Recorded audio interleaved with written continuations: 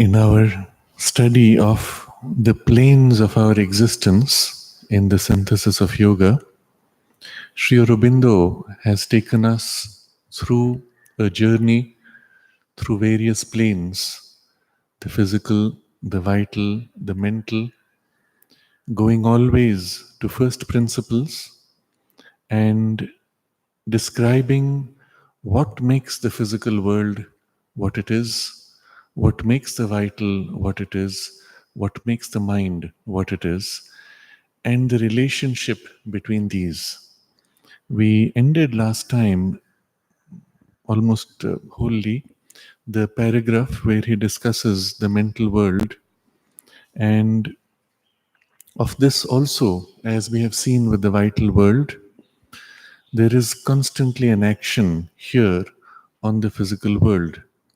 The world of mental existence also is constantly acting upon us, and our world has its powers and its beings is related to us through our mental body. So the primary link from the mental world is not directly on the physical, but through the mental body into us. The mental body, the vital body, and the physical body are all three tightly bound into each other in our normal living condition. I'm not even going to use the word waking state. In our normal living condition. In certain situations, often during sleep, a part of the mind or a part of the vital projects itself, wanders, but the three bodies are largely bound into each other. If something of the mental body separates itself more or less fully, where more is out, less is in, then the physical body and the life working in the physical body goes into a state of deep trance, including what is called cataleptic trance, where the breathing and even the heartbeat can slow down so much that you may even wonder whether the person is alive. Normally, therefore, these three bodies are tightly bound into each other, and the full separation only takes place during the phenomenon that we call death. But otherwise, in sleep state, it is a part of the mental or a part of the vital which separates, wanders, and returns. So, all experiences of the mental world are actually caught and enter into us through the mental body, and from there reflect in the vital and the physical, and in the most surface part of the mind, which is quite disconnected from the inner mind and the mental world, as we have seen. In the most surface part, something leaks out, which is a tiny bit of all these things which normally pour into us. Constantly, he says.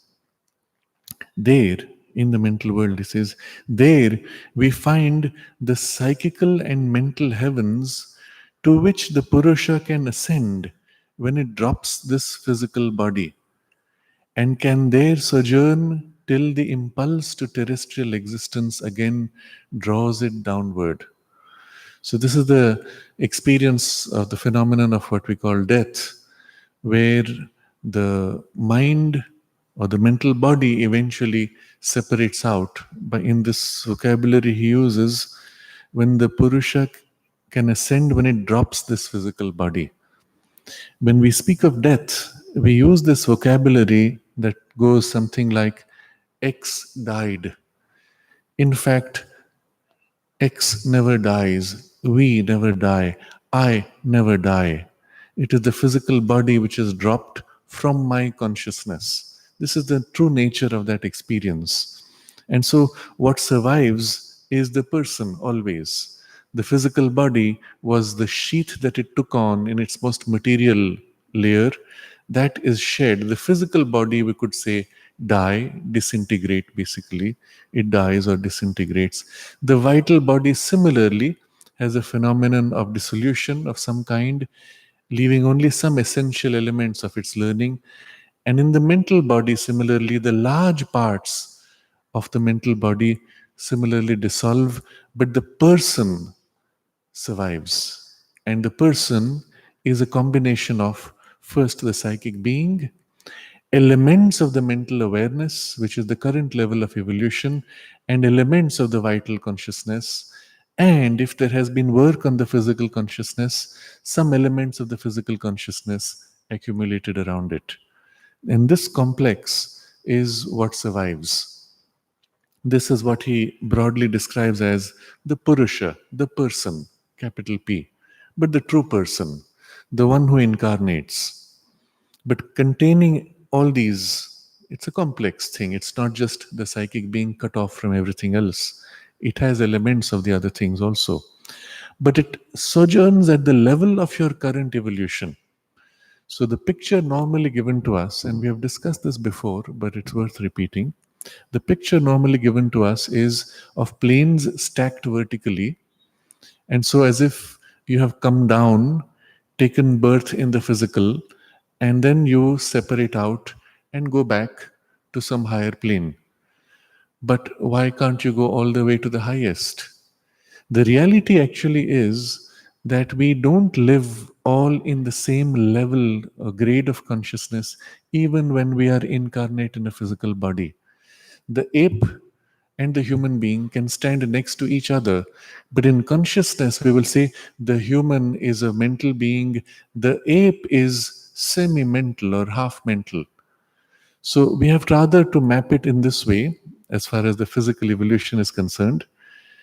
There is in the physical body, in the physical world, the organization of many levels of consciousness coming up to the mind. And as mental beings, the bulk of humanity is living in the band of mental awareness. And when we leave the physical body, we shed this physical vehicle and drift off into the equivalent mental grade of consciousness, which is our current evolution. So, in this picture, you drift out of the physical world into the equivalent plane of consciousness in which you are evolved, and then come back at the same level to take births, to grow a little more, and then exit, come back, grow a little more, and exit, and so on. So, when you shed the body, spontaneously your consciousness drifts back to that on the same level, but drifts back into the mental plane largely, shedding those layers which it has taken on, which permit it to be fully incarnate in the physical world. So, this is the picture he's giving you. The there in the mental, the world of mental existence, there we find the psychical and mental heavens to which the Purusha can ascend when it drops this physical body, and can there sojourn till the impulse to terrestrial existence again draws it, well, downward. But in the picture we are drawing this way, it's the physical domain. This is down, this is the mental world.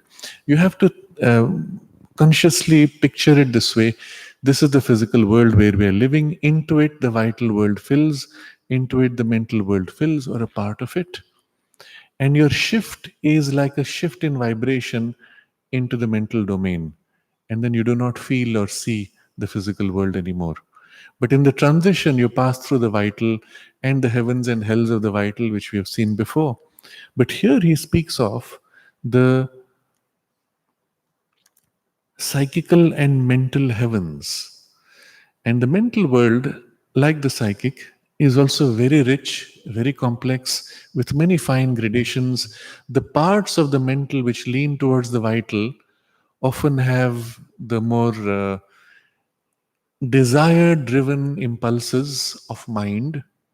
But the large part of mind in itself, is not impulse of desire, but conscious impulse of will. And this, when it turns upward, becomes the ranges of what he has called the heavens, the mental heavens. In Savitri, you will find an entire chapter, The Heavens of the Ideal, an entire canto, where Ashwapati is wandering into those higher ranges. Not all of us tend to wander into those realms unless we have developed something of that quality of mind and the subtilization of mind in our human lifetime. And this is why, even after leaving the body and settling in the equivalent mental realm, It does not mean you have full access to all the realms of mind. It means you have access to the ranges up to which you have so far been able to develop while in the physical incarnation. And if you have had some little bit of this opening, then yes, you have access to it, but it's not your normal plane. You settle on the plane which is your normal, although you can wander more easily into those higher realms. What are the kinds of things which would help to develop these higher realms of mind or access to it? Any reading, study, or dwelling in thought on things which represent refined thought. For example, simply reading Savitri and dwelling on the ideas would lift the consciousness and particularly the mind quality into those realms. Otherwise, reading elevating poetry or even philosophical writings of a certain type which lift the mind into some realm of rarefication, they all correspond to what he has described here as the heavens, the mental heavens, to which the Purusha can ascend when it drops this physical body and can there sojourn, rest. But sojourn is also live, and so he can wander around. The actual transition after leaving the physical body involves a period where the person wanders around these different worlds, exploring them until the psychic being chooses to get into a state of rest. And then the part which he is pointing to is till the impulse to terrestrial existence again draws it downward. Something pulls, there is an impulse, and the impulse is towards the terrestrial existence. You've been in the mental domain long enough, and something inside says, now it's time to return. Where does this impulse come from? And here he is not speaking about it. Obviously, the choice is of the psychic being. Something of the inner consciousness says, all right, now I must get back to the work of the evolution and the work for which I have taken incarnation. There are occasionally beings who may choose to completely separate from the incarnation and the need to incarnate and choose to remain longer in this domain or even choose to not incarnate anymore. But there are compulsions, especially compulsions of what we have earlier read as karma, which pull you because you have as if embedded a part of yourself into movements of energy. The karma here need not always be of a physical kind, it need not even be of the vital kind, it may even be of the mental kind. The fact that something of the soul has taken interest in the material world and things there is enough to hold as if a link. Remember, in the mental world, everything is in terms of awareness of mind and thought. And the fact that you have an interest is enough to create the link that at some point, maybe you've remained in that world for long, a few hundred terrestrial years, time there would be very different. But eventually that link will tug and say, well, what about this? And you'll feel the compulsion to get there. That is why, in many of the ascetic traditions, there is this idea of cutting off completely all the karmic bonds so that you can be liberated and not need to come back anymore. But then, where would you go? The domain to which you have currently evolved. Or from that domain, you may choose to exit completely the manifestation, and in this horizontal picture, exit completely into the absolute or dissolve into some nirvana of extinction. But otherwise, normally one remains pretty much there in the mental domain with the psychic being in a state of rest, re engaging, regathering its material of the mental consciousness, and around it, new material, then entering the more vital consciousness, gathering more material, and then connecting to a physical body. This, therefore, in a single sentence, Sri Aurobindo points to this whole body of knowledge. The whole paragraph is highly condensed, and we have spent 2 sessions on it going in detail. And these last few lines are what we now touch. So, the Purusha is the evolving being, and there is this vertical evolution taking place. When this evolution reaches a state above the mind, begins to enter the spiritual and eventually all the way to the supramental consciousness, and all this has been integrated in the physical body in the incarnation, the integration of consciousness has been done. At that point, when you exit, let's say shedding the physical body, you will have access to the full spectrum of all the worlds. You may even be able to retain, if these parts of your physical, vital, and mental bodies are sufficiently integrated with the psychic being, then you may even be able to retain something of their substantiality and their conscious individuality. And so you will now be a Purusha that spans multiple levels of worlds of consciousness, be able to be conscious of all of these at the same time, if you so choose, or narrow your focus to some of them, tune in to any of them, engage with events and activities. And such a person, sufficiently individualized, and we are not yet speaking of supramental yet, sufficiently individualized, can continue to work from the subtle worlds, not only releasing thoughts in the mental world, releasing forces in the vital world, but also influencing events of the physical world, and even helping people in their transition, and so on. All of this makes for very rich possibilities of your continued existence after shedding the physical body. But this requires sufficient individualization and organization around the psychic being of the mind and the vital consciousness. With the supramentalization, this would give to it a new dimension that would allow not only this individuality to wander, but to be able to act from a poise of freedom as well as mastery. That you would act from a poise of consciousness from where even you are above mind, from an intuitive consciousness or from a light which is supramental working through the intuition into the mind. And a person so poised can actually initiate events in the mental world, in the vital world, even in the physical world, without needing to take a direct incarnation. And these are the kinds of actions which many great sages, yogis, and divine incarnations have engaged in, whether they were in the physical body or even after leaving the physical body. Sri Aurobindo, you will recall, makes reference to the Buddha as one of the beings whose influence can still be felt in the world because of the nature of the action which he initiated from the poise on the brink of dissolution in the Absolute. So, the full power of the Absolute turning towards the domain of the world of relativities was there in that action. And so, it has one of the most compelling forms of action and influence on the world. But all of these things become possible.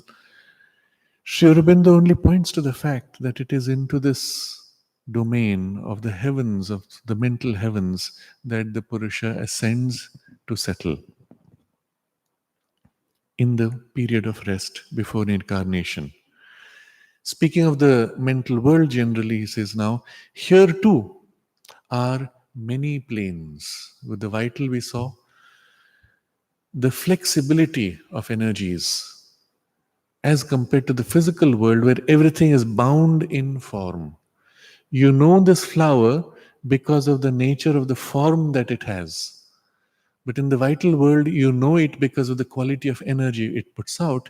In the mental world, you know it because of the particular idea form of the flower.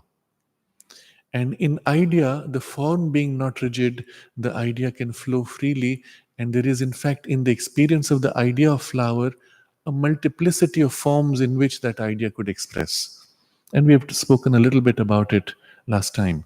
So, like the vital, the mental also has this great plasticity, but even greater than the vital. Literally, every quality of thought, every state of mind that you have ever experienced can become as if a fine plane in itself, a universe into itself, and even an infinite universe in itself. So the actual range is much more supple and plastic and rich and diverse. So here too are many planes. But when there is a whole multiplicity of these planes, some would be more dense, some would be more refined, some of different qualities. Of whatever quality they are, they will tend to lean towards other things of similar quality. So, the part of the mental world that has a quality similar to the vital and to the desire character of the vital would lean towards the vital. The part of the mental world which has the quality of rigidity and denseness, of fixity of form, would lean towards the physical world. And so, this is what he describes. Here too are many planes, the lowest converging upon and melting into the worlds below, the highest at the heights of the mind power into the worlds of a more spiritual existence. So we cease to think of the mental world as a narrow band and a vital world as a narrow band and physical world as a narrow band. Rather, the physical world has this range, the vital fills it all, the mental fills it all, and we are stacking them now one behind the other, each filling all of them but having their own existence separately. So you can be in the mental plane with no awareness of the vital or the physical and experience variations, move across fine gradations. But from there, equally, you can turn towards the vital and lean into the vital. You can turn towards the physical and lean towards it. So he uses the word converging upon and melting into the worlds below. All the fine levels of the vital are available. All the gradations of the physical are available. Equally, the same movement of upward, converging upon and melting into the highest at the heights of the mind power into the world of a more spiritual existence. And where in our thought quality, the mind turns in pure essential thought to a level where even words fade away and there is a pure experience which is almost like an intuition, that's the borderline where it begins to open out to the spiritual domains and worlds. And so in the mental realms also all these exist. I mentioned last time that in Savitri, Sri Aurobindo describes all these worlds of mind from the lowest to the highest in great detail. And it's worth reading those chapters with this background. But today we will read from something of the mother where she describes the realm of mind, the mental worlds, its relations to other parts, and especially a more practical application of what it means to be able to organize the mental consciousness and be able to communicate from this poise of mind. So that's what we will read now. This is from, there are several passages we will touch if we have time. This is from 19th March 1951 from Mother's Questions and Answers. She reads first from her own questions and answers of 1929, 26th May. And then there is a discussion about that passage. So first she reads, mind is one movement, but there are many varieties of the movement, many strata that touch and even press into each other. So here the suggestion is not only there are influences from the mind to the vital and the physical, but between these levels of the mental worlds, there are influences each acting on each other. At the same time, the movement we call mind penetrates into other planes. She skips a portion. Now, there are mental planes that stand high above the vital world and escape its influence. There are no hostile forces or beings there.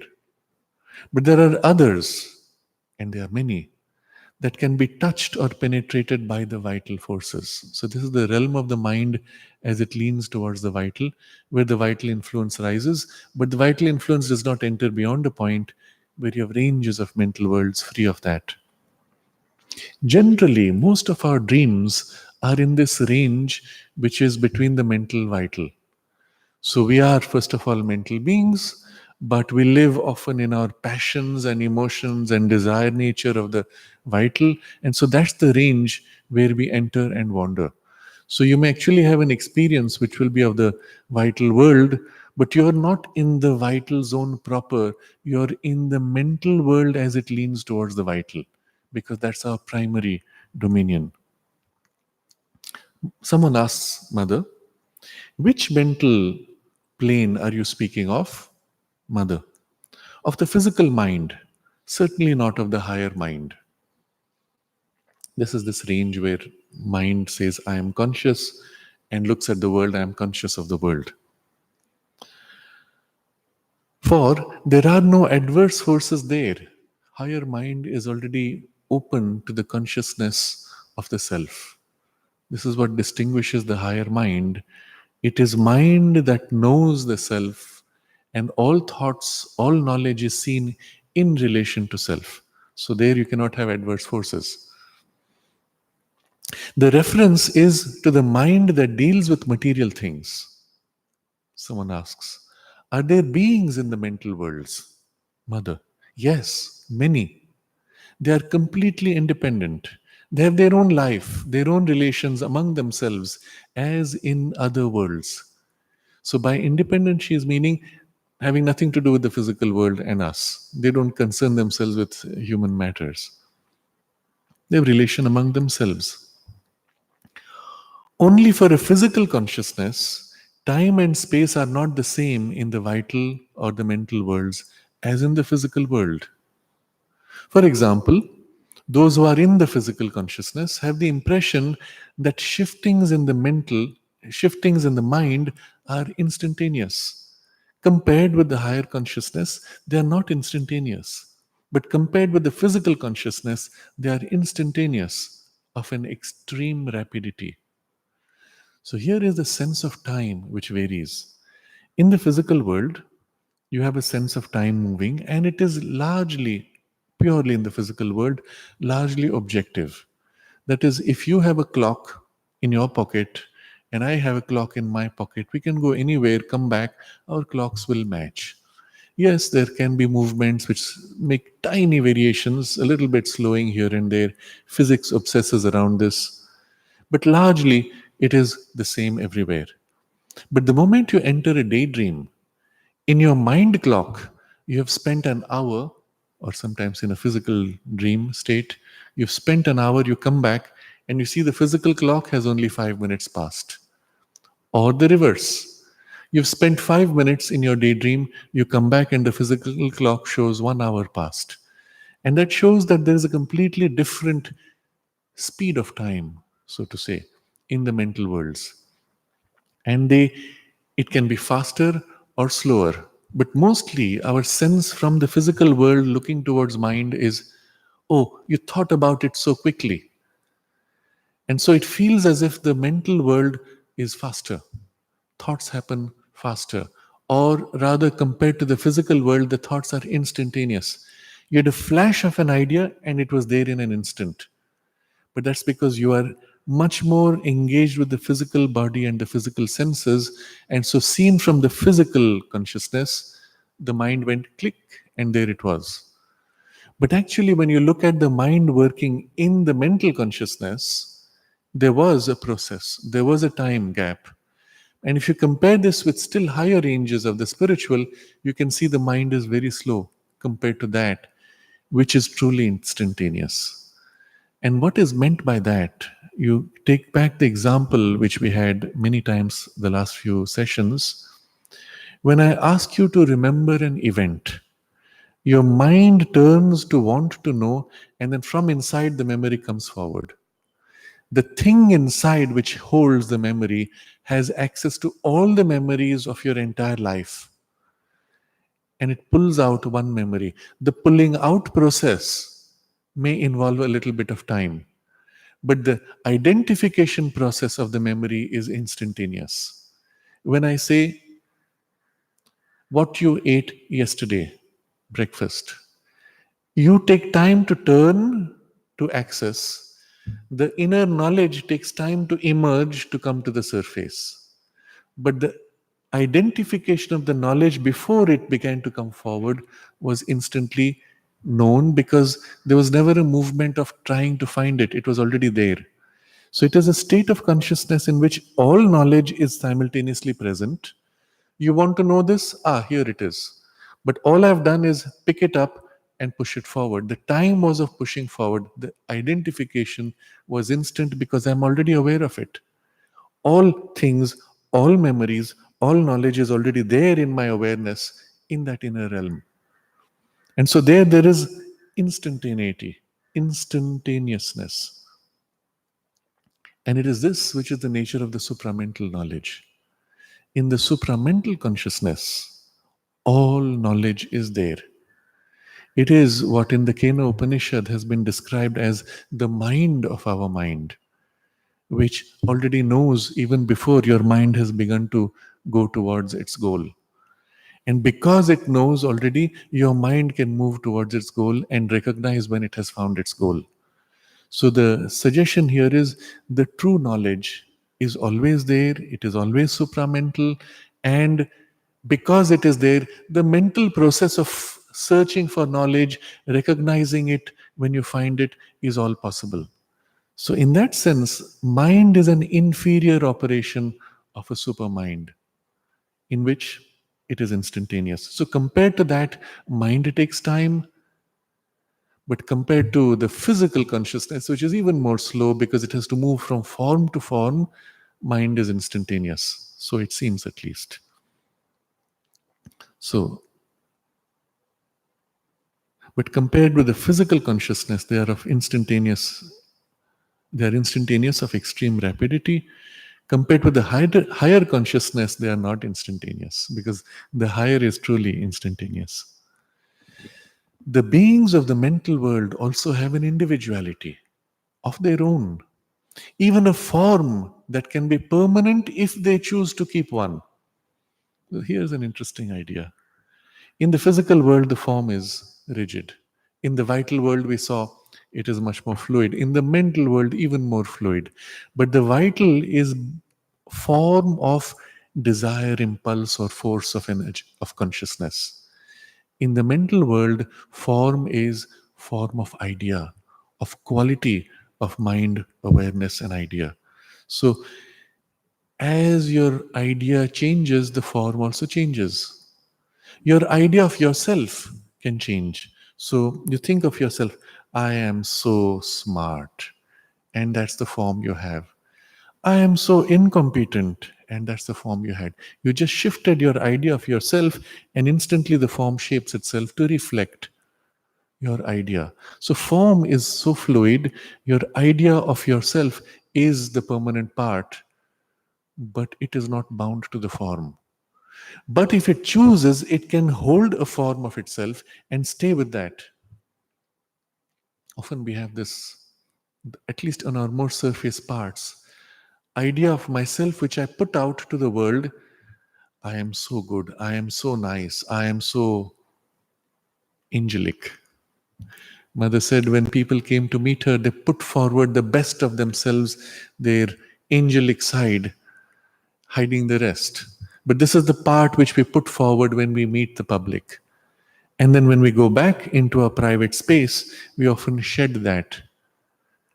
And then we look at ourselves, and then often we feel bad at how different we are from the image we want to believe ourselves to be. And you feel depressed because I'm such a mess, not realizing that everybody is a mess or is as bad at the very least. And then when I have to again meet the public, again you fill yourself with this form, idea of yourself, and meet. I've seen people, and it is interesting, you see that. We were in his house, the person, and his wife was there greeting us, but the man would not come out. He was in a bit of a down state. And then after a while, he pulls himself up, puts on his mask of the bright, happy idea of himself, steps out of the room full of energy and this very pretty picture of himself, and walks around shaking hands. And he's the best of hosts. But if you looked behind that, you would see the man has all these very strange insecurities, and the need to put on this appearance itself is one of the most profound insecurities. But what happens increasingly as there is an integration of our consciousness, we find ourselves to be what we are, and we can meet the world as we are without needing to put on these layers and appearances. But the point being, in the mental world, you knock out all the physical and vital, and that's all you have. This idea of yourself, and the way you modulate it is your idea. When you have more and more centered yourself around the psychic being, you don't need to change this, because the idea form of your being is the most natural reflection of your current state and evolution, with no need to pretend anymore. And so the form can actually be more stable, and even it can be more distinct. And she's now, of course, not speaking of human beings, but beings of the mental world. And there a similar thing happens. They can change. They can conceive themselves to be, I'm a little baby, and that's the form you have, and I'm this aged man, and that's the form you have. But what is your normal state? That is the body shape, or whatever the form that being may choose to have. There are beings, let's say, of flowers, and they may take form of flower because that's how they express themselves. I am this flower species. It takes on a flower form. There are beings which may appear purely as a glowing ball of light because I am a center of light radiating consciousness. But when they meet you, because remember, its mental world is world of ideas, your idea of it can give to it as if like a clothing, and the being can allow the clothing to screen it as if like a layer, like a mask.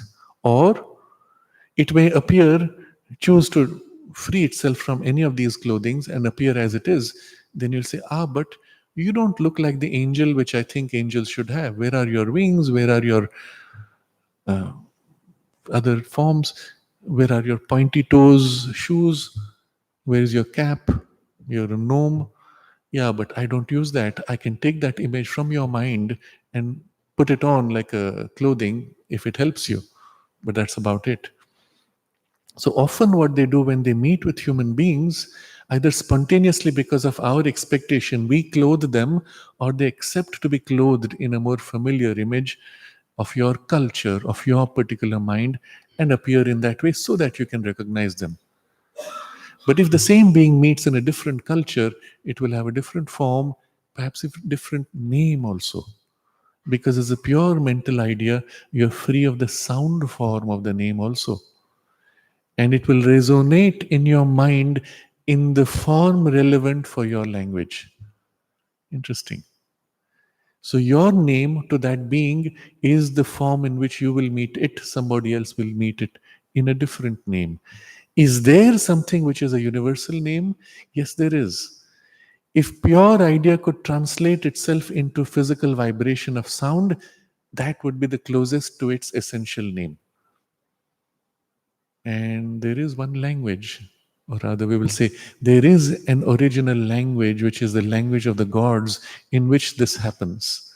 The closest equivalent today we have is Sanskrit, but you will see all the most ancient languages, including, for example, Hebrew, have this root sounds which go back and tend to as if coalesce into some kind of an essential vibration. And so, a being emerging into domain of vibration or form would have a resonant vibration expressive of its idea, quality, consciousness, force, which would most spontaneously express what it is in sound. But the sound has value because idea takes form of sound. And so we are recognizing something very profound here. Before any idea is expressed in form, it has already a form of pure idea, which then can translate to a closest equivalent physical sound. But if you release it and articulate at that level, it is like a speech. It is as if spoken out. This is the concept of the original Vak. And the original Vak is the speech of creation, the power of consciousness moving to take form, and it is first supramental, what Sri Aurobindo calls real idea, and then from there it moves into domain of mental idea, and then it takes on substance of the vital quality of energy, vibration, and then takes a physical vibration or form. But if you can act at its essential level, you have the most rich and complete action. All of this is going somewhat in depth, but you get an idea of what this she's pointing to. Their form is the expression of their thought and is sufficiently plastic to be able to change with their thought, yet has a sufficient continuity to enable one to recognize them. So as they change thought, the form can change. You can be like a baby, you can be like an old man, or anything in between. But what stays constant? There's a certain quality of thought consciousness.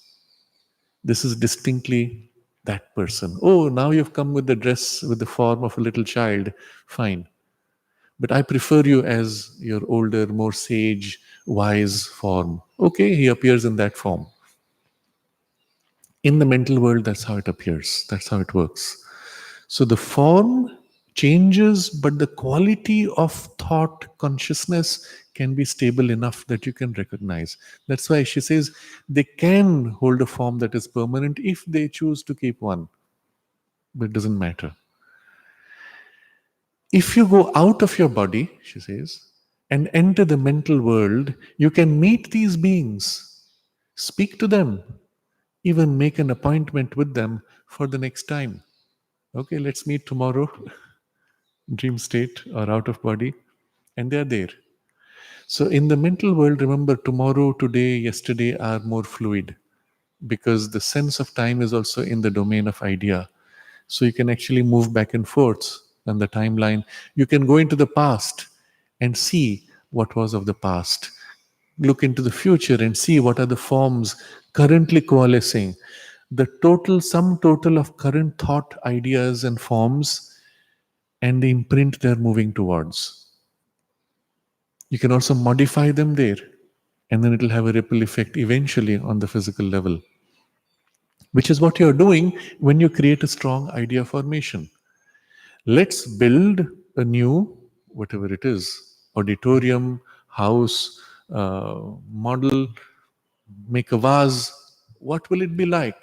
And we put our minds together, we conceive of it and work on our conception, each one of us adding elements, and we build pure idea form first. From there, when you move to physical form, you will hit into collisions. So if you're making an apartment, my apartment will have 2 bedrooms, maybe a guest room, which can also be a temporary store, and then there's a kitchen and a living space shared, and then I want a prayer space also. And they'll be related such that the prayer space will be pretty much in the center. Now, this is my idea. At this level, you don't have a physical form. From this level of pure idea, if you try to draw it out in a physical plane, you can do it in so many ways, innumerable ways, in fact. And at that point, your idea form has meets the physical domain. Physical domain says, but this flat has only so much space, so many square feet. And there's a particular shape of the building around it, which only allows you to put the bathrooms in these either of these 2 or 3 corners because they have to connect to the common pipe of the multiple flats. Now, straight away, your idea, which is so fluid in the mental world, has to fit into a mold of the physical domain. But again, there are many ways in which it can fit. And so you see how pure idea can stay with great clarity and not be bound to form. And this is what happens when you conceive of a conversation you will have with someone. In your idea world, you can go in great detail. I'm going to say this, that, and it's perfectly organized, perfectly structured. And when you actually meet and start speaking, you hesitate, you go back and forth, you are all confused, and you wonder what happened. When I did it in my mind, it was so perfect. That's precisely because the Vak has taken mental form but has not yet organized itself at the level of vocabulary. Just as in your apartment, your idea has to fit the rigidity of the structure of the apartment shape, size, So too, your idea form has to fit into the rigidity of the language. And do you have a word for it? I know what I want to say, but I don't know the right word in which it will fit. Or the idea itself is so rich and flexible, but when I try to translate into words, I don't see how I can do it because the number of words I have don't fit, they don't catch the quality. I have to now pile up many words or many sentences to describe what I want. I want a mood to be at the same time a little bit light in the interior decor, but I want it to be also serious. And you realize in the very articulation you're contradicting yourself. But in the idea form, you can feel the quality that it represents. When you turn to words, you don't have the right words, or the words you've picked sound as if they're contradictory, because words are already little boxes into which something plastic and fluid has to force fit. And maybe if you had a richer vocabulary, you would find a word which is just right. I want it to be mature, the mood to be mature. That means, yes, it can be light, but it has a seriousness of a certain kind, and the two are not contradicting. Do you have the right word? And then when you have the right words, can you sequence them in terms of priority? From core of the idea to the periphery of the idea. Where the periphery can modify is secondary. And this is what you will see in Sri Aurobindo's writings.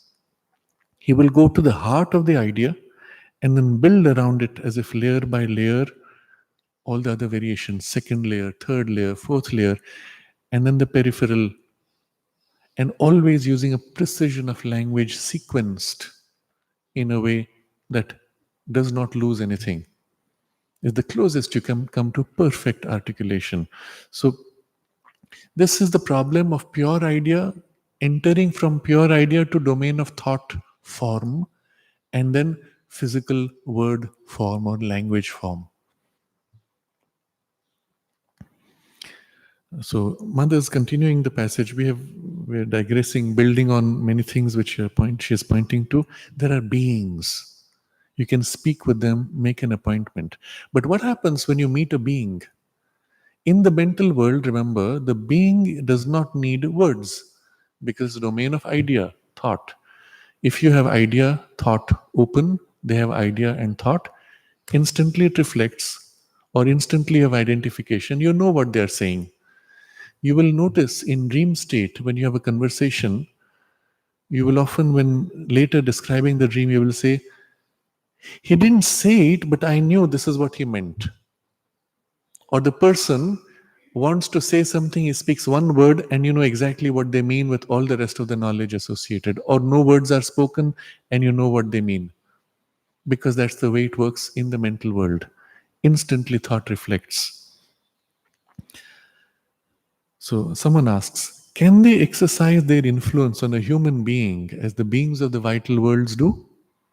Mother.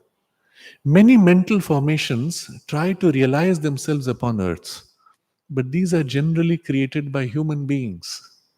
Interesting.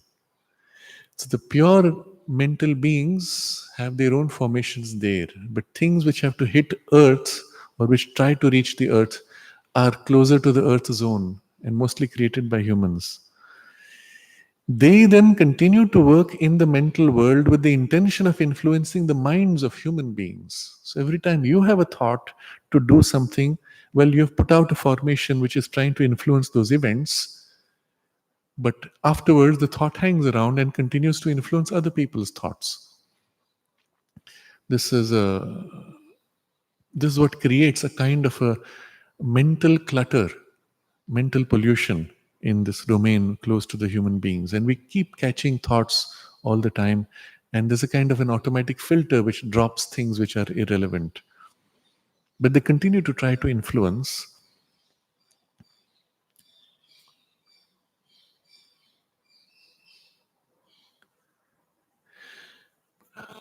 The thoughts literally are like forces that you have released, except they're thought forces. You put a strong thought, it releases, goes out, and tries to do its thing. But because it has the quality and origination of your mental consciousness, remember the quality essential inside can be recognized. So when it goes and touches someone, the person can actually, if sensitive, can say, ah, this is so and so's thought. It's not my thought, because of that quality. But the beings of the mental plane proper are generally creators. And because they are creators of form, they are not much concerned with influencing other forms. They are satisfied with expressing themselves through the forms they have made.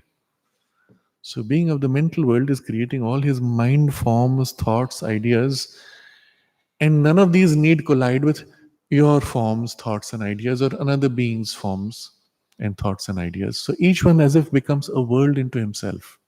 And they're happy to be doing that because that's all they like to do. Someone asks, the question, is there any difference between the spiritual and the psychic? Are they two different planes? And Mother gives a long explanation how the word spiritual has been so misused, because anything non physical is spiritual. And so she says, compared to the physical world, all other worlds are called spiritual. And she's, of course, referring to certain vocabularies, and particularly in French, where spirituel is anything to do with a non material. And it's a common term. You will find people say, oh, not of the physical world, it is spiritual, and that's it. So I'm skipping the elaboration there. And she gives an example. She read somewhere, oh no, the person who's asking this question reads, the spiritual activity par excellence is reading and writing. The center of spiritual life is the National Library, because that's the domain of mind. And Mother says that it is cheap spirituality.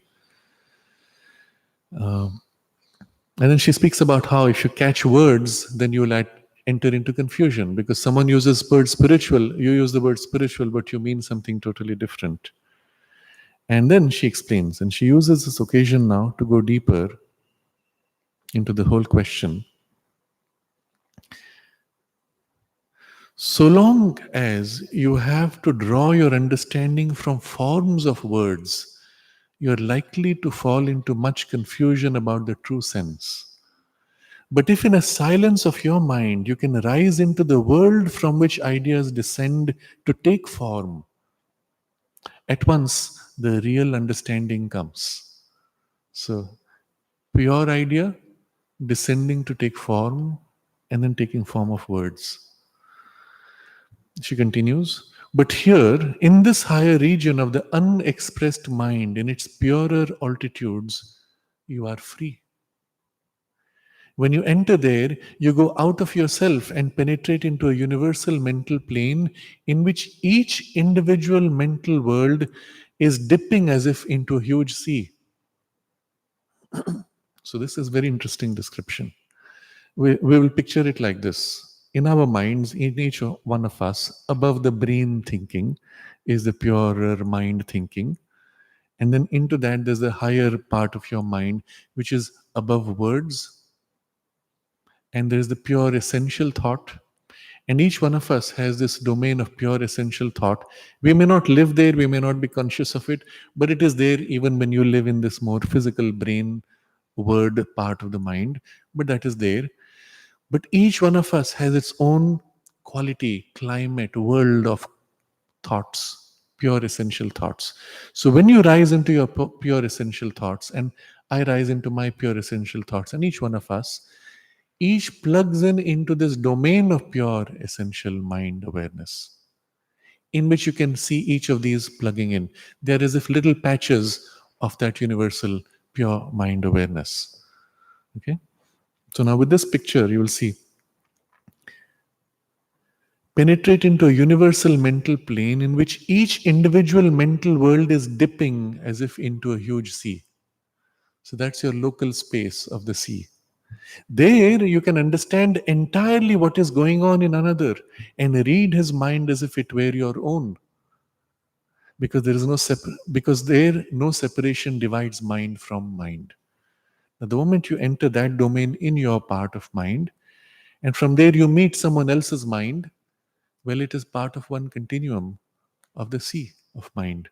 So, what happens in another mind is happening in your sea. And so you know exactly what it is in a spontaneous identification. Nothing dividing, nothing separating. You drop down from that level and the divisions start. It becomes more and more fixed in idea form. The moment you have form, which binds, you have separation, and then it comes down to word form and language form, and then culture form, and then someone says spiritual, and you say spiritual, and you mean something totally different. He goes to the library, you go into some kind of meditation, but they're different worlds. It is only when you unite in that region with others that you can understand them. Otherwise, you are not attuned, you do not touch. And this is what Mother has read from her questions and answers of 1929. And now she comments on it. It is only in the silence that one can understand. It often happens that two persons speak about a certain subject, and all of a sudden, for some reason, both fall silent for a time. Then abruptly, one says a word which corresponds exactly to what the other was thinking. These are people who understand each other in silence. They have followed the same curve, they have come to the same result, and one completes the thought of the other. This happens often to those who have lived together a long time and have developed a sort of mental affinity which enables them to truly understand each other behind the words. So you'll see sometimes with people, couples who have been together very long in harmony, one of them looks at the other and instantly you know the other has caught the thought, you know what it is that's intended, and that's it. I have known people who belong to different countries, Mother says. And you know, the mode of thinking is very different according to the country. The manner of relating the sequence of ideas is different, even contrary to that of another country. But I have had experiences with persons of very far removed races who succeeded so well in harmonizing mentally with each other that there was this understanding without words. So, obviously, for this understanding, you need to rise to the zone where you have, she says, silence. That is, the words stop and there is pure thought, pure idea. But what she's speaking here is very interesting, and it takes us into another side discussion, which is worth entering into. She says that different sequence of ideas, even according to different countries, not only in the form of thought values, you have priorities which are different. In certain cultures, the thinking is inside out. In other cultures, it is outside in. And literally, they go opposite directions in their experience of life or in their thought and articulation. But in the sequence in which thoughts are put, ideas are put, and you'll see this reflected in the language, you can also have a similar reversal. So, for example, in English, you will say, I like flower. And maybe specifically, I'll say this flower. But if you come to the Eastern languages, and it is similar in India, all Indian languages deriving from Sanskrit, even in Chinese and Japanese, you will find similar. The I, the form will be I flower like. Interesting. Why is that so? In computers, where you have to process language, process communication, process commands, the most efficient way in which you can convey a command for action is precisely this sequence.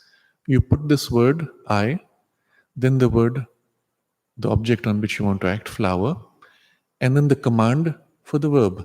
This is what you do now.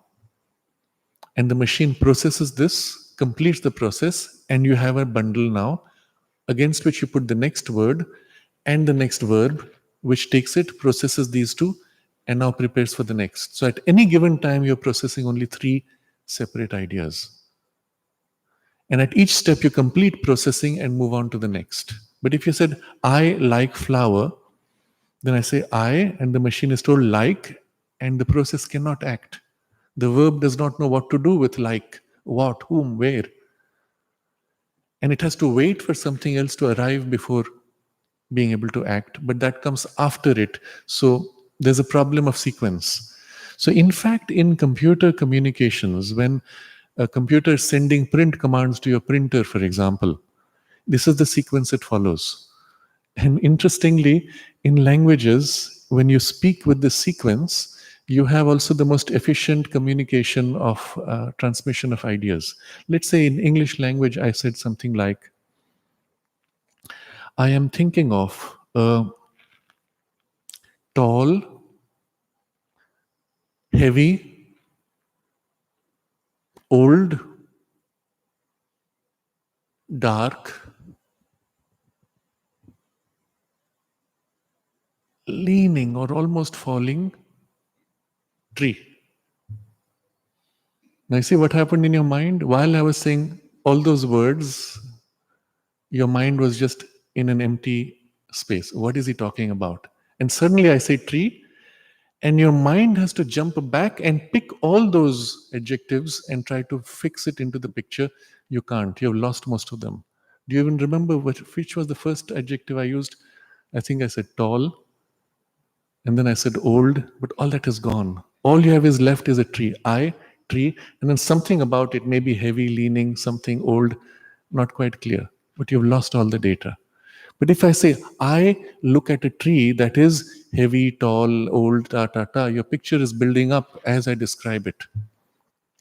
So, in the processing of language, in the sequencing of words, there is a sequence in which the actual transmission can be most efficient for conveying knowledge without losing data unnecessarily.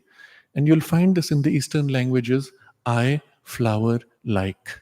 But actually, it's not even that. That's the equivalent in English. If you say it in Hindi, for example, or Sanskrit, it will not be just I, because there is no equivalent in English for the term. It will be I towards object, flower as a thing, experience likeness. That's what the words will actually mean. There'll be three words, but the word will mean that. And as a result, I towards flower, flower as object, experience like. In the very word variation, there is the linkage of the relationship between the three. So, in fact, you could drop one of the words, and in the context, it would be obvious which of the words it is. Because the relationship is, the word modifies according to the relationship that it has. And this you cannot do in the language. It is done, for example, in many of the older languages, for example, in German, in Latin, you will find, of course, and most of the Eastern languages have this. In Chinese, though, when you write the script, it's a pictorial form. And so an entire word gets picturized. And then the sequence of the words will create a certain element of context and relationship. And if you knocked out a word without that sequence or changed the word, it could radically change the meaning. But for a person who's used to thinking in Chinese, the ability to think at a level of abstraction above words will be ingrained in the very nature of the language because it is hieroglyphic first, or similar with Japanese. And this is why you will see these cultures are naturally comfortable with abstract ideas because the mind is forced by the very nature of the language to operate at a level which is as if one layer removed from the grammar structure of language itself. Something similar happens in the older languages which are root based, as in Sanskrit, Hebrew, or Latin, where a word meaning ties to its root sound. And when you think of the word through its roots, then you're actually feeling the word as an idea, but the root behind it gives to it a rich association of ideas.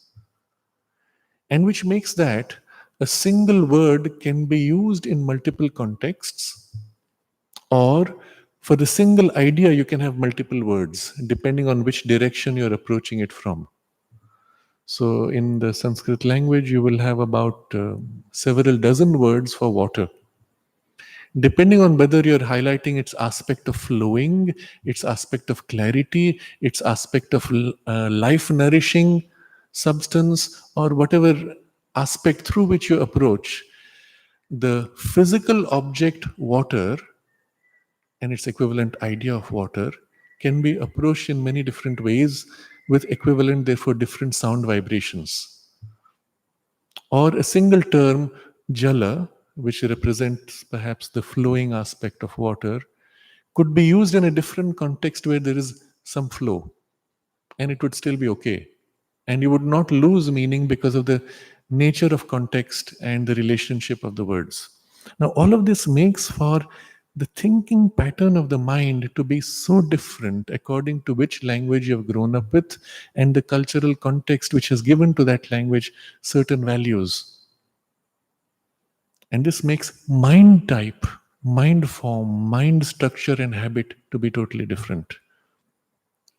When, therefore, you have people meeting across such boundaries with completely different way of looking inside out and outside in, it's so difficult to work together. And this is part of the challenge of Auroville, to bring together all the cultures and their different values and find this harmony at a deeper level, which transcends these differences of form and approaches. And so it will be very useful if everybody starts learning other languages or sharing each other's cultures, which is also one of the objectives in the very structure of Auroville's design, to have the pavilions representing what each culture and language and tradition brings, and so on. But to be fully worthwhile and successful in this objective, we have to make effort to reach out across these boundaries and get to know each other. So, Mother is speaking of this. I come back now to the text, that she knew people who had a mode of thinking very different according to the country. The manner of relating the sequence of ideas is different, even contrary to that of another country. But they succeeded in harmonizing mentally because there was this understanding without words, she says, at this level. Now, she comes to a very important outcome of this possibility. She says, it is possible. Okay. Wait, well, there's still one more question. Someone asks, if one is silent and the other is not, can they understand each other? Mother, it is possible. Perhaps the one who is silent will understand the other who is not. But when there is this full accord, even if it is not permanent, when you are with someone and follow a thought far enough to come out of the external agitation, if the other too has followed the same thought, you may find yourself suddenly agreeing without having spoken or made any effort towards that. Generally, the silence comes to both at the same time or almost at the same time. It is as though you slid into the silence. Of course, it may happen also that one continues to make a noise in his head while the other has stopped, but the one who has stopped has a much greater chance of understanding what is happening to the other. Then there's a discussion about what people should say when they finish their class with the mother, and someone asks what was spoken. She says, well, you can always say that, because you will distort the words. You can say, this is how I understood, or this is the part which I recall. There is another question which someone asks, the substance of the psychic world, and we skip that. She speaks of the mood of different countries as a vibration of consciousness, which you can feel and distinctly recognize, and we skip that. But we now come to something very important. She speaks of how we have literally, you sense the vibration of a vital space or a mental space. And this was her experience when she was approaching Pondicherry. She felt Sri Aurobindo's atmosphere and recognized it. If indeed you are accustomed to this perception of the subtle physical, you can say immediately, this is as in France. This air is as in France, or this is the air of Japan. It is something indefinable like taste or smell. But in this instance, it is not that. It is a perception of another sense. It is a physical sense. It is not a vital or mental sense. It is a sense of the physical world, but there are other senses than the five that we usually have at our disposal. There are many others. Actually, for the physical being, note that I say the physical being, to be fully developed, it must have 12 senses. Amazing observation. It is one of those senses which gives you the kind of perception I was speaking of. 12 senses. Recently, there has been a similar thought, similar exploration, even in the scientific field, that we actually have other senses. For example, we have a sense of the magnetic field of the earth and other senses. But she has not elaborated, she has just said this. You cannot say that it is taste, smell, hearing, etc., but it is something which gives you a very precise impression of the difference of quality. It is very precise, as distinct as seeing black and white. It is truly a sense perception. Now she comes into this domain of developing this direct perception of things. And this is our focus and what she follows next. Generally, when you want to study occultism, the first thing that the master does is never to speak to you about it, never to explain it to you, precisely because of this ridiculous phenomenon of the mind which begins to think about it and brings you experiences which have no value. They're mental formations which make a plaything of you, that is all. They have no reality. You must distrust the mind altogether when you want to enter the world of experiences. It is enough for the mind to be just slightly roused for it to say, what's going on? Then it may be that things do happen, but it is no longer the thing, it is a fabrication. So, your mind, you can tell yourself, what would it be like if you were conscious in your dream? Immediately, your mind is going to create a construction. And the problem after that is when we ask you to experience an out of body experience, you will try to replicate what your mind's conception of it was.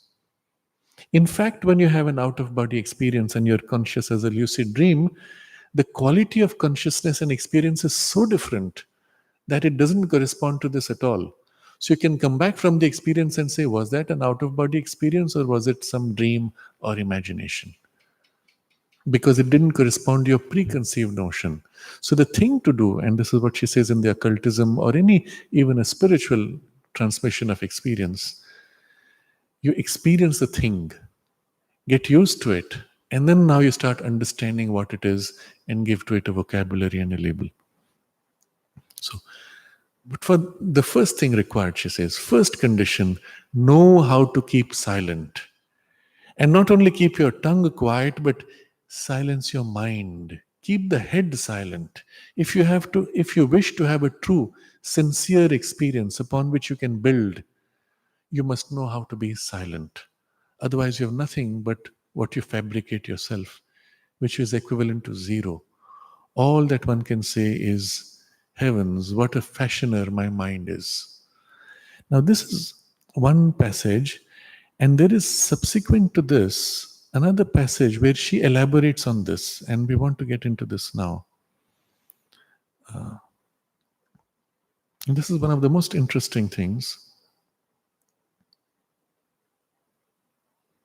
And I'm skipping, it's part of her training with the children. She's teaching from the Dhammapada, and I'm skipping now to the text which is relevant for us.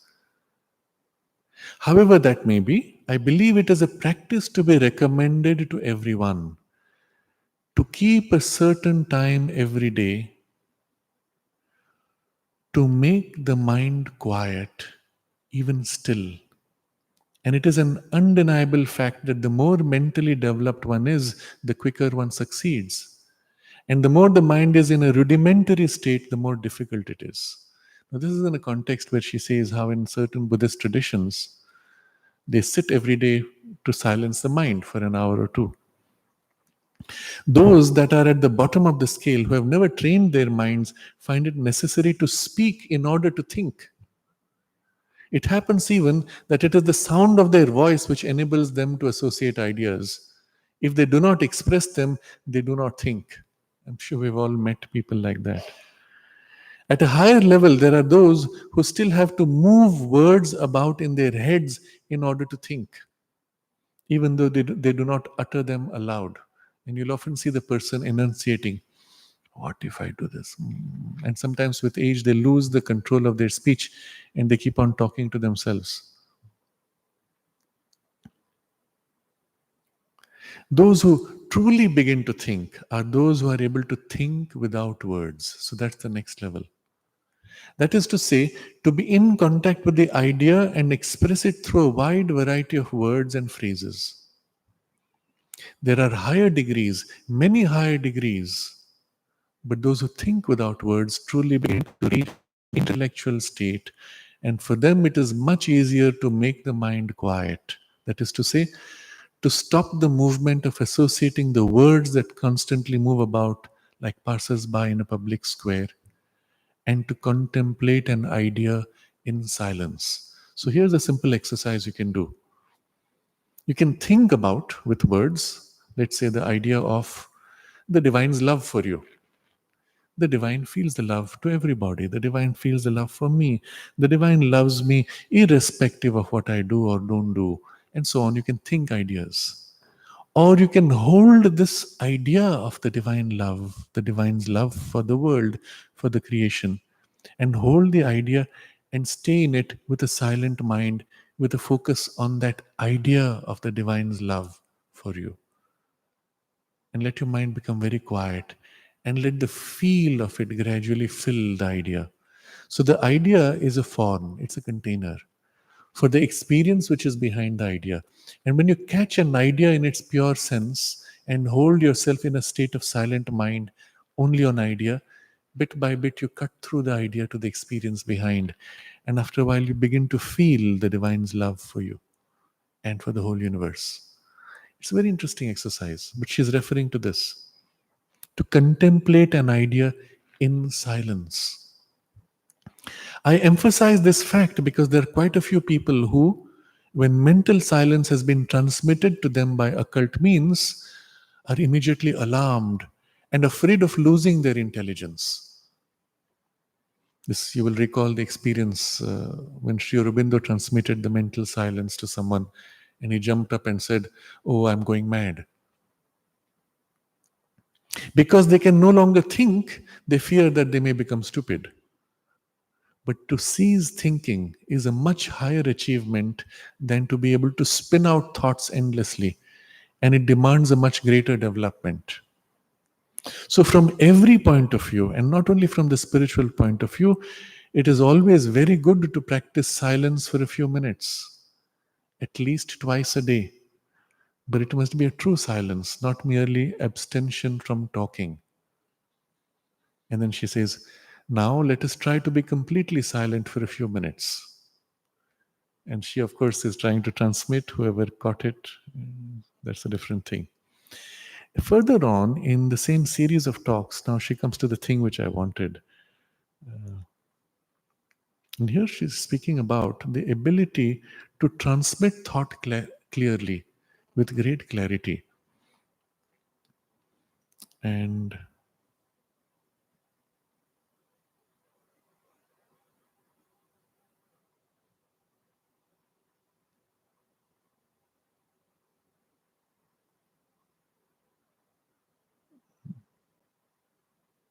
okay, here it is.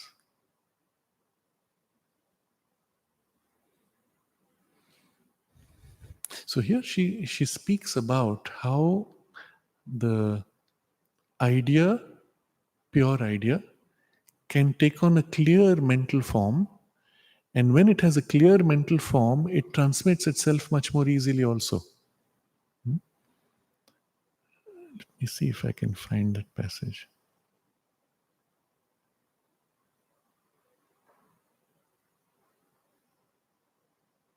Here. So this is from Mother's 5th of March 1958. And it started because someone asks about reversal of consciousness. She speaks about that, and then you see things from a completely different way from another side. And then she says, words are not good and useful unless through a special grace they put you into contact with the thing, but in themselves they have no value. In fact, the ideal condition, which has always been partially realized by some people, is to transmit the essential idea and even something that is higher than the idea, the state of consciousness, of knowledge, of perception, directly through the vibration. When you think, and now she's describing this whole experience of the mental world and then this transmission. When you think, the mental substance vibrates in a certain way in accordance with the form your consciousness gives to your thought. And it is this vibration which should be perceived by the other mind if it is well attuned. So somebody is speaking to you about an experience they had. Let's say it is an experience in a state of deep concentration. I was in a state where I was feeling like this. It was as if everything was very quiet and I was as if close to everything, and yet they were different. And you don't know what they're talking about because the words seem contradictory. But if you make your mind very quiet and then you try to feel what they're feeling, and then you enter into what is behind the words, and the words act like a torch which goes this, and each view triggers a glimpse of an aspect of the experience. So it is this vibration which you have to perceive, she says. Indeed, words serve only to draw the attention of the other consciousness or the other center of consciousness so that it may be attentive to the vibration and receive it. So because you used a word, the mind goes, ah, yes, that angle, and then this angle. It only draws attention. But if it is not attentive and doesn't have the capacity to receive in comparative silence, you may pour out miles of words without making yourself understood in the least. And there comes a time when the brain, which is very active in emanating certain vibrations, can only receive vibrations which are clear and precise. Otherwise, it is a kind of a vague mixture of something confused. So, when your mind is now used to that kind of clarity, you can read or hear these people who talk so many words, and it's just a cluster of words. You miss the clarity. I once met a great modern philosopher, author of many books. He is a master of the Greek traditions. He's trying to bring back the spiritual dimension of the Greek classical age and the traditions. And of course, that whole entry into that domain was not by chance, because even listening to him, there was a familiarity of a vibe. So later, when we met, he said to me, ah, you're from Sri Aurobindo Ashram. So at first he was very happy, and then he got upset. He said, Sri Aurobindo has ruined it for me. And then he explained. You see, he said, when I was a student at Oxford University, right, there was this room where I used to retire, and he didn't know what it was initially. He was just looking for a place to be quiet.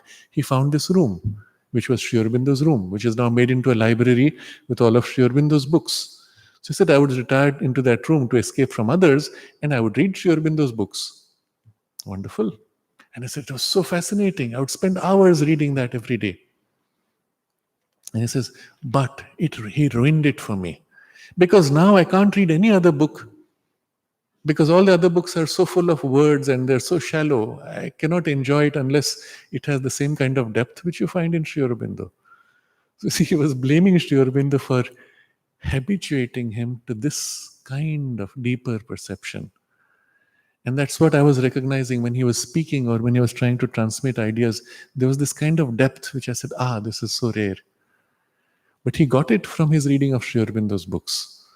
Fascinating. And then he began to criticize Sri Aurobindo because Sri Aurobindo criticized the Greeks, and he said, no, Sri Aurobindo was wrong.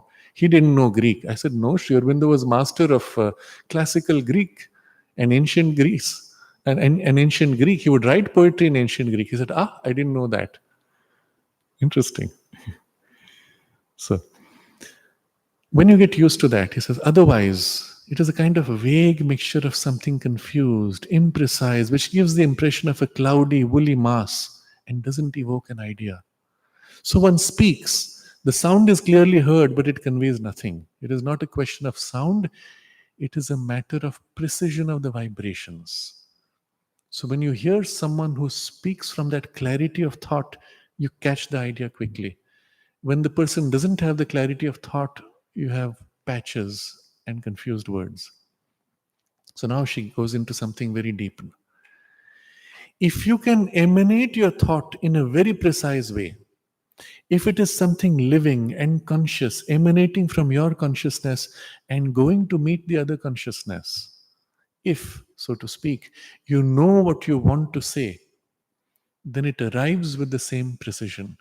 It awakens the corresponding vibration, and with the corresponding vibration comes the corresponding thought or idea or state of consciousness, and you understand each other.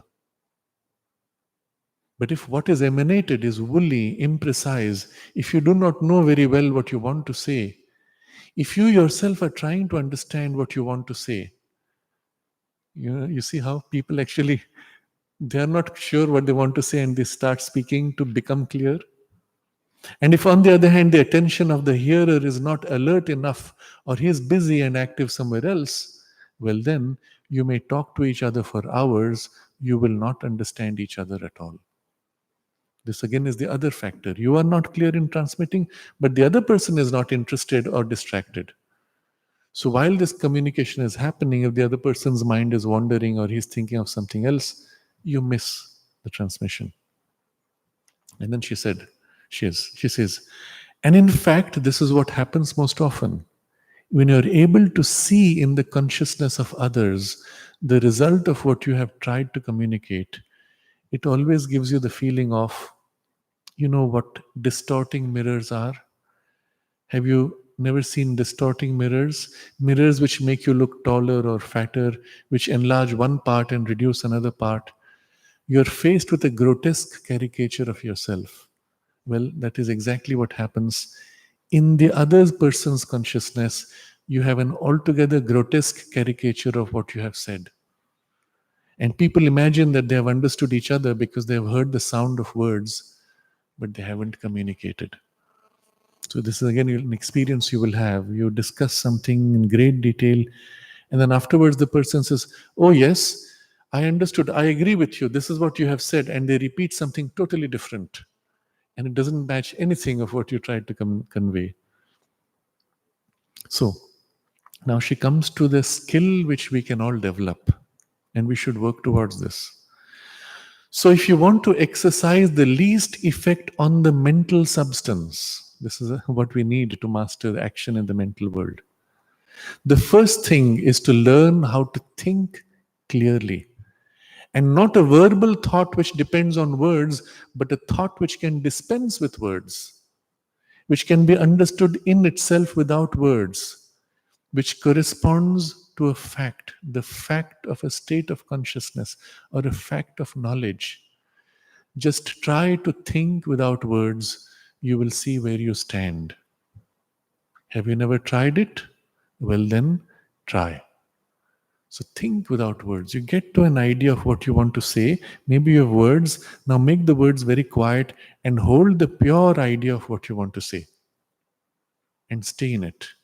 And let it become more and more clear. And then from there, let it form itself into words. And you will find the words will flow in a state of silence. And as they flow, sometimes you won't know what word you're going to say next. You'll be only be holding the thought, and the word will form itself. And the next word, and the next word. And you'll say, that was the right word. Oh, it's so well articulated. But you are not conscious of the particular form of words, you are conscious of the thought. Not only that, when you hold yourself in that poise of an experience, you will notice a thought emerges and flows into words. And by the time this thought formulates itself, the next thought begins to come up. And even before this has formulated, a third thought is emerging. And all this in the silence of the experience which you hold. And your attention will be on the next thought, even while you're speaking on the first thought. The second thought is forming itself, and the third thought is emerging. And you're watching the sequence, and it's so beautifully put. And so, this is a worthwhile training. If you develop this very quickly, all these abilities and powers of the mind in its pure operation will begin to develop. Because, in fact, right now, this is happening within you, even when you speak. Only you are focused more on the realm of thought, word, idea, band, not on the silence above pure idea or the experience of it. You are focused here and oscillating between these layers. Then Mother continues, to a still greater power which is possible for all of us. You have an absolutely clear and precise understanding of what you want to communicate to others. It vibrates in a special way. It has the power to give a form to the mental substance. And then afterwards, as a concession to human habits, you organize a certain number of words around it to try, there, much lower down, to give a verbal form to the vibration of consciousness. But the verbal form is entirely secondary. It is a kind of covering, a rather crude one for the power of thought. And someone asks, what provides the words? Mother. Ah, no, think clearly. I don't understand you. It is coming like that, like a whirl of cotton wool, and it makes no sense to me, mother says to this questioner. And then the person says, I see. The word comes out before the thought is formed. Mother says, exactly. The illustration of this power of thinking is what used to be called the gift of tongues. And in fact, this phenomenon did take place and can still do so. Now, this is something quite amazing when you read about it, but she will describe the rationale behind, and you will see it is so obvious and potentially accessible to all of us. She says, you think, that is to say, what I call thinking, what I call thinking, quite independently of words, with a clear vision of things and the power to communicate this vision, this phenomenon of consciousness which can be transmitted. Now, you are with a large number of people or with a few people who speak different languages and are used to thinking only in one particular language, for they have been brought up like that.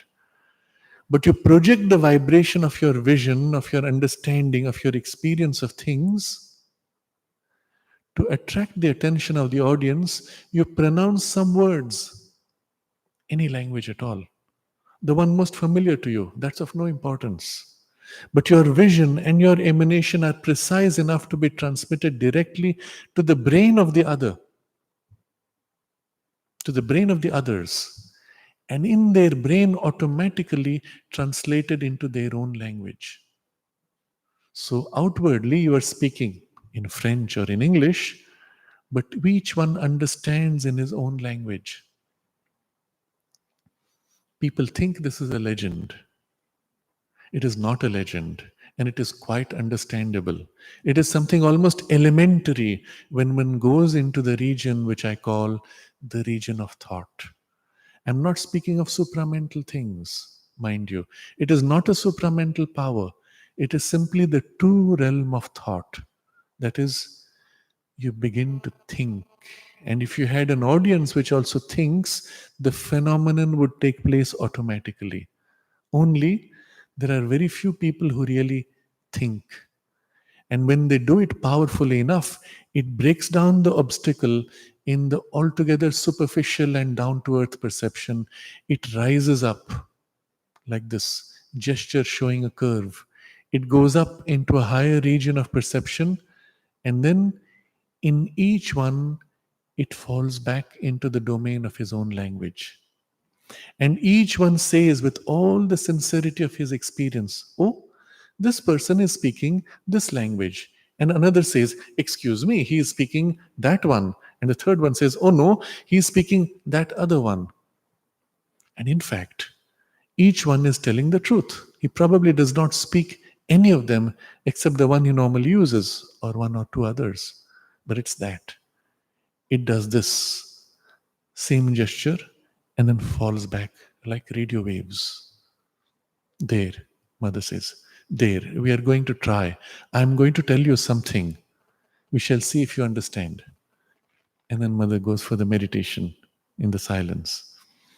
So maybe if we become very quiet after reading this, we might still catch the vibration of what she conveyed to that group on that day, because that clear thought she articulated is still there and is still associated with this text.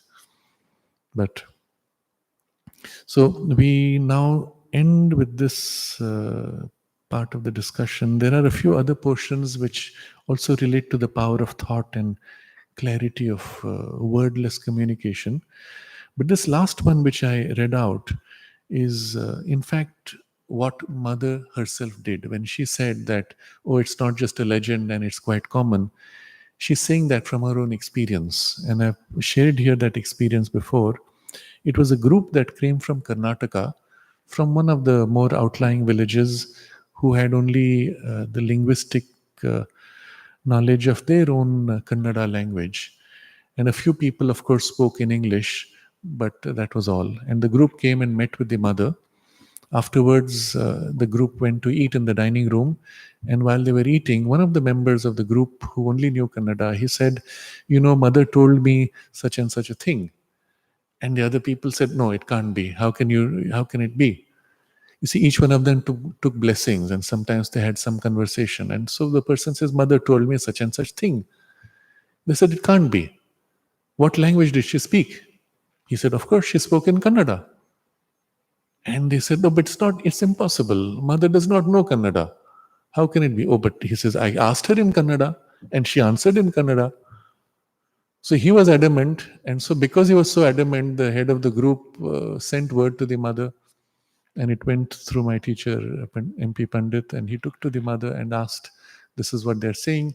Mother said yes. And she repeated pretty much what we just read. She says, there is a zone above the word form of the language where the pure idea can be communicated.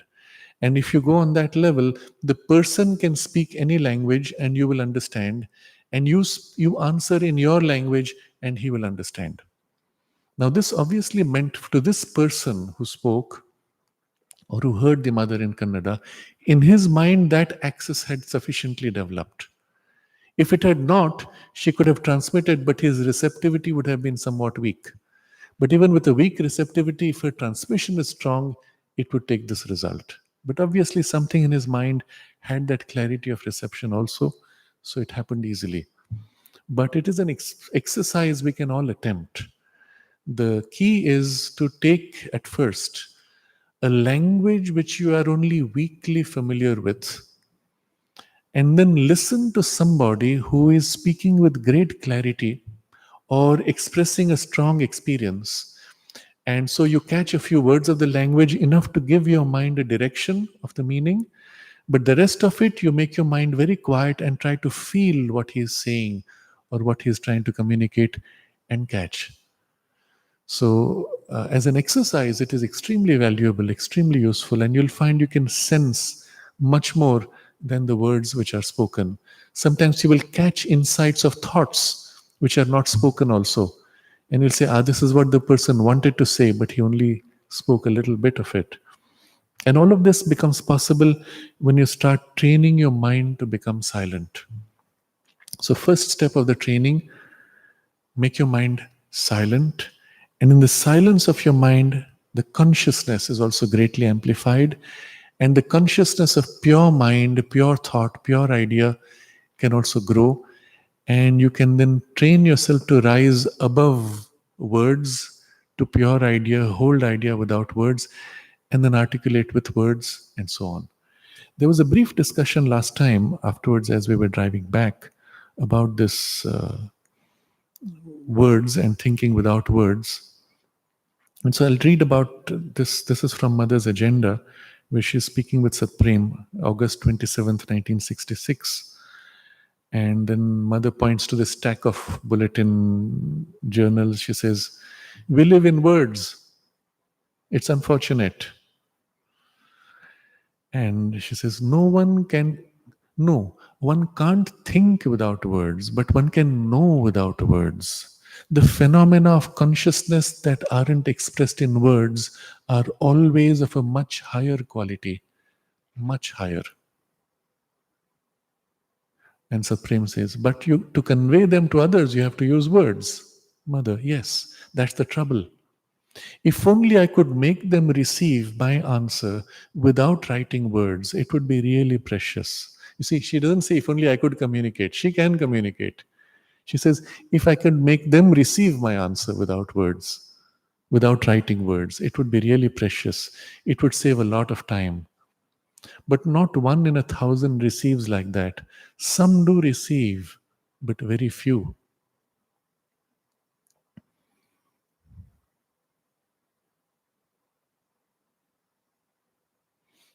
then that's about it. I had also another example, which I thought was a very beautiful articulation of this idea.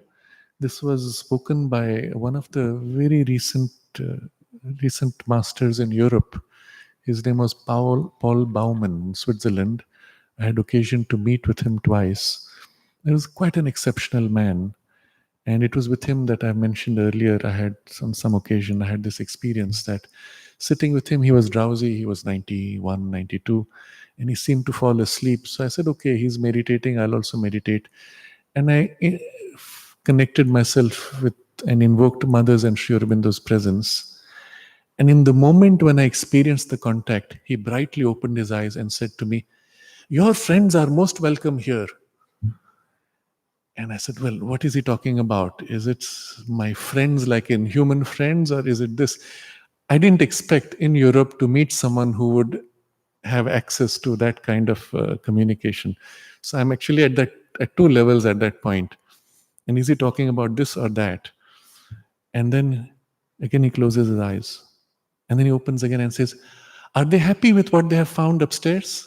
Upstairs was his temple room. So it was clear he was speaking of the presence of the Mother and Sri Aurobindo. He caught instantly the fact of their presence and was communicating. And it was a similar thing. This was in my second, I think the second meeting. The first meeting, which was just a little while before, when he was talking about something, it was through a translator. And I was struggling to understand because he was speaking like 3 or 4 sentences, and the translator would reduce it to one short sentence. And I knew I was losing a lot. So as he was speaking, I was trying to tune into what he was saying. And so there was this 2 levels of connection. Here was the indication through the translation, and there I was trying to feel what he was trying to say. And there were very clear things which I could catch.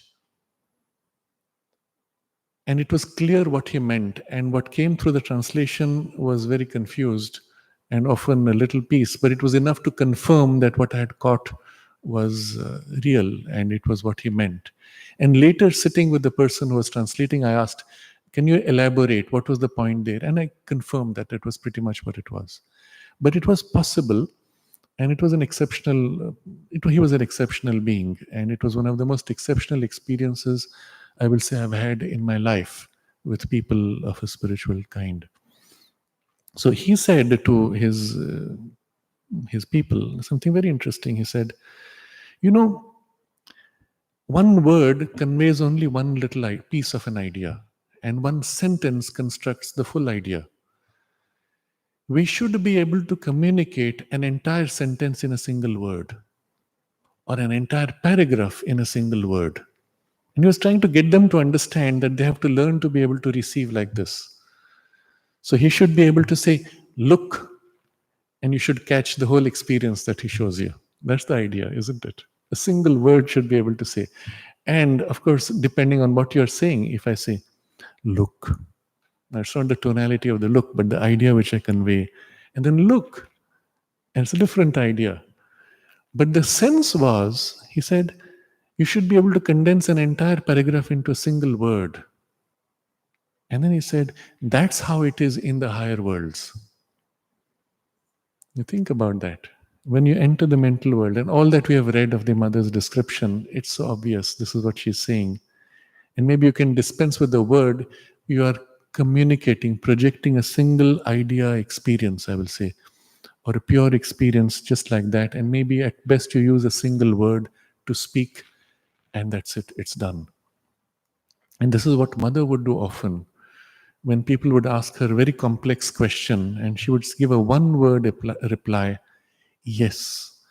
And in the yes, there was the full power of the action to be done and the full scheme and plan of what had to be worked out, and everything transmitted and conveyed, and even the strength given to the person to execute and complete it. That's the kind of communication that is possible from that poise. In another book, I had read of a similar interesting conversation. This is in a book called Rolling Thunder, which was a white American who was with a Native American healer, teacher, master for a while, and he documents his experiences. There he documents how he saw that man speaking to another Native American medicine man, teacher, master, whatever term you use, they were talking. And so at first, he was narrating a conversation or whole interaction he had. At first, he's using words quite loudly. And then bit by bit, his words began to drop in volume. His eyes began to close, and the other fellow's eyes began to close, and they went as if into a kind of a half sleep state. And the words he was speaking became less and softer until this man, listening to it all, felt as if he couldn't hear anything. But at the end of it, when the thing was completed, both of them opened their eyes, and the other fellow began to ask very precise, detailed questions, as if he had heard everything in detail. So it was as if they were connecting in consciousness by training. They had the ability to lean into each other's consciousness, and at that point, the physical volume of the words dropped, and the experience was as if conveyed, but with full clarity of rich detail. And I'm sharing these experiences and examples to show you that it is not something difficult. Mother says she's not speaking of supramental, it's part of the mind training alone. And it is available to all of us if we work upon it. So I think with this,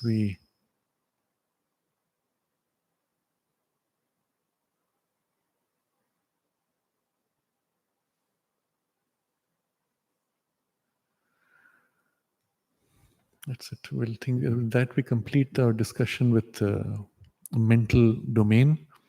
And having said all this, Sri Aurobindo has described the mental world. The next paragraph, he moves obviously to the next level.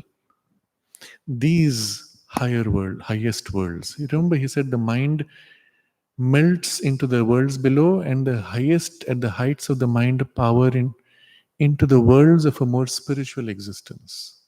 What are those towards which it drifts up and melts into them?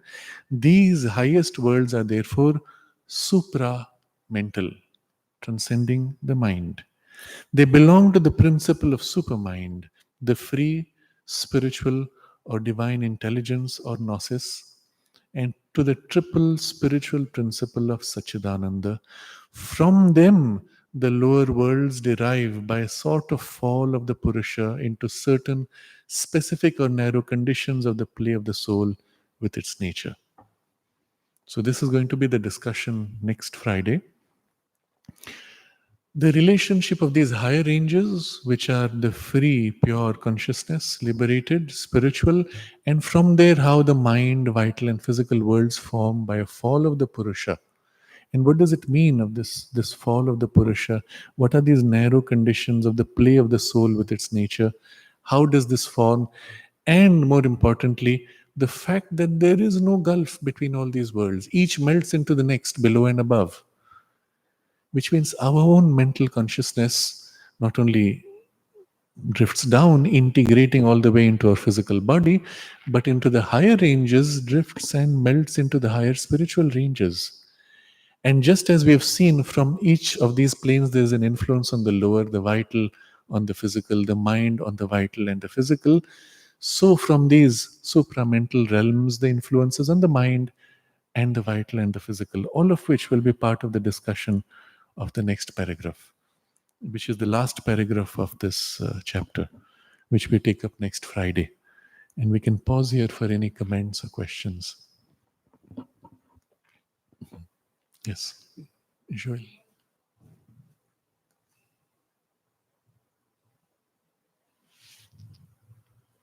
I'm thinking that one of the most important things in communication is you need to try to understand the level of receptivity of the people you're talking to. Mm-hmm. Yes. Yes, necessarily. I think Mother had expressed some frustration to Carl about her classes Mm-hmm. and that she was not able to get across what she wanted, and also perhaps the speed at which the words are given. In other words, Mother, see one question can be, why did Mother ever give classes if words are Mm-hmm. not the best way to communicate? Mm-hmm. Remember, the mother was speaking to young children as well as older sadhaks in a mix. So she was actually speaking to a full spectrum of human mind. And so words often very simple, concepts often starting with the most simple to the most profound, but she was imprinting an experience. That's the main point of the communication. And this is what happens when we read. So what is interesting is today you read those texts, what we just read, for example, and if you stay very quiet, you can feel the imprint of what she is conveying in her experience. You read the mother's agenda as she is narrating experiences in her body of the higher ranges of consciousness working in the physical consciousness. Inevitably, people who read come back with similar experiences. I began to feel this or that. Of course, in their consciousness, it is a reflection of that experience. But still, the fact that it happens is an indication that the very act of reading opens you to the force and the power of experience which she has put behind it. And her expectation, the attempt was to try to work on these very young minds who had not been corrupted by the world or by the old world, and to try to infuse in their more plastic minds something of this higher possibility. To what extent she succeeded is a moot question. At the very least, she kick-started a new reshaping of the human mind. And there's this whole passage where she discusses how she was so frustrated by the lack of questioning and curiosity of the people there. And she tried to go into the source of that rigidity, going into the depth of the inconscient, where it meets the mind and things like that. All that she has documented. But that gives you a glimpse that her work really in this was to try to reshape the mind and awaken it to something deeper and higher. Otherwise, there was no special need for her to have taken those classes. If you also see the content of the classes, in the very early texts she takes up is the passage of the Dhammapada, which is all about mind training. And she gives them the exercises for training their mind, for developing these higher possibilities of the mind, and so on, explaining the rationale of it all.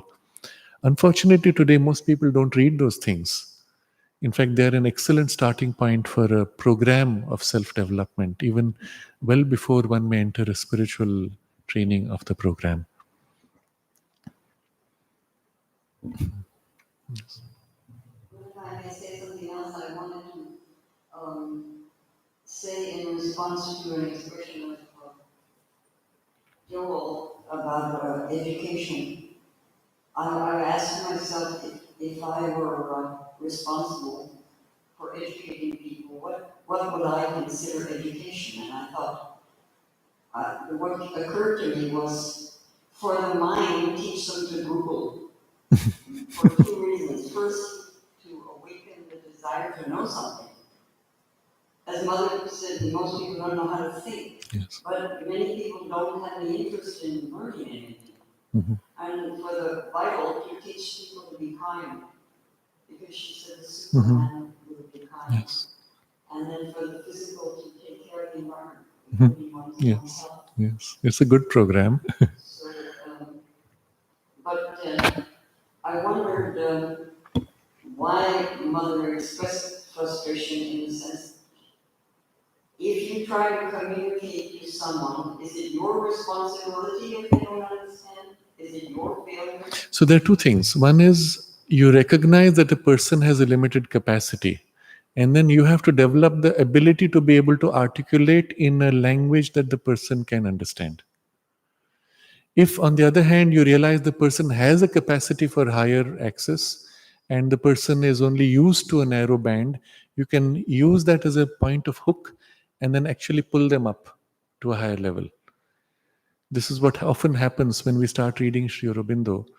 There's an initial phase where you feel you don't understand much, you understand a little bit, but after a while, suddenly you begin to understand. That's because he has lifted your mind into its own higher ranges. The current educational system aims at such a low level, I won't even say lowest common denominator, but even within that, such a low level of what is possible, that it does not challenge the mind. My own experience in the realm of educational space is that we are not challenging the young minds sufficiently. They are in fact curious, but we beat down the curiosity by numbing it and then complain that they don't have curiosity. But if you can trigger it early enough, then this is the beauty of what you mentioned, the internet. They have today access to all things relevant to their current development and curiosity. And it's as if they are bypassing the school system for their personal growth. They've read all kinds of things, watched all kinds of things, sometimes got severely confused by what they have read or heard online, but they learn then to digest and organize all these conflicting and confusing elements. And if you have not given them a basic orientation of subtle sensitivity of the inner being, they find their way in spite of the system of education. And I think increasingly this is what's going to happen. You mentioned Tara Johar. Well, one of her formulations, which I am very deeply aligned to, she said, in future, you see, today what's happening? People go to school to study and they come home to play. She said, in future, it will be the reverse. They'll study at home and they will go to play in school. Because that's the time when you can all come together and play together, right? And it is, in fact, it's a very profound perception of where things are heading, because you have the power now to learn on your own where you're sitting. And Mother foresaw this. She spoke of it also in her classes, where she said that making available to everybody what they need in their house, that's going to be the future of formal education itself. It's going to become more and more informal, each one uniquely following his line of growth and then coming together for collective interactions of various kinds. But in the school setting, I'm thinking that what they now call teacher can have this word facilitator, which is so Yes, more and more yes, common, yes. in the sense that that person can help the young people not waste their energies and to try to find out what interests them most. And encourage them Absolutely, along that. absolutely. In fact, even where you have a formal curriculum, one can change the whole mechanism. I had proposed this, in fact, when recently a new university was starting and they wanted to integrate integral education principles. I said, look, if you're ready to take a great leap, I suggested you have recordings of the best presentations of your topic. Let's say you're studying physics or management or whatever the topic it is. Get the best presenters of the world, and you'll find them now all over the internet.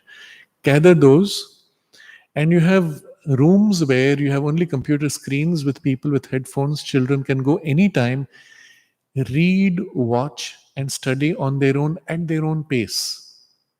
And then once they've completed that, where they can pause, look up references, think, study. When they've completed that, they come to the classroom where the teacher is available now for questions. So classrooms will be primarily question answer, where things they have not understood, things they need clarification for, or the teacher synthesizing, integrating, challenging them with new ideas will be the interaction. And the real study of the personal learning will be in those independent consoles. And you can design the rooms around that idea. I think they found it a little too radical because it's university, so they still took a structure which was more conventional. But I do think this will be the form it's going to happen in the future. So we have looked at something quite fascinating. The realm of the vital is still something more familiar to us. But the realm of the mental worlds, and especially the higher ranges of our own minds, although we are using those powers and faculties, we're not conscious of them, or we are not consciously living in them. And we can do this by these very simple exercises of dwelling on a pure idea above words, or using this exercise of translating from one language to another to go into a pure essential idea and then re articulating in a new language, or simply holding the pure idea without words and then articulating in different words, different ways, at different perhaps levels of knowledge or intelligence or age groups with different vocabularies. All of these are exercises which will allow you to develop very quickly this power.